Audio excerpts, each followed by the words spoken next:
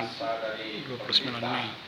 Kalau tidak itu kan memang PSSI berencana tidak ada, dan surat edaran PSSI jelas bahwa kita akan menggaji pemain sampai bulan Juni 25%. Setelah itu kita lihat kalau tidak ada kompetisi, ya artinya itu tadi kita akan rapat kembali, tapi yang digaung-gaungkan oleh tim-tim baik Liga 1 maupun Liga 2 bahwa pemain itu tetap pemain kita, tetapi ya tidak bisa digaji lagi karena bulan Juli, Agustus, September sampai kompetisi kita tidak ada gaji lagi untuk pemain.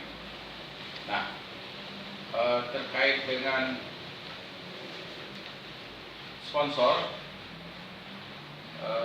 sampai sekarang CJFC 0 sponsor, karena sponsor kita biasanya PTBA, Busri, yang lain-lain, Bang Sumsel, dengan pandemik ini betul-betul, COVID ini betul-betul tidak bisa berbuat apa-apa. Kita sudah komunikasi dengan beberapa sponsor kita, meyakinkan bahwa kita bisa kompetisi tahun ini. Dia akan tetap komitmen, tapi kompetisinya memang sudah pasti digelar.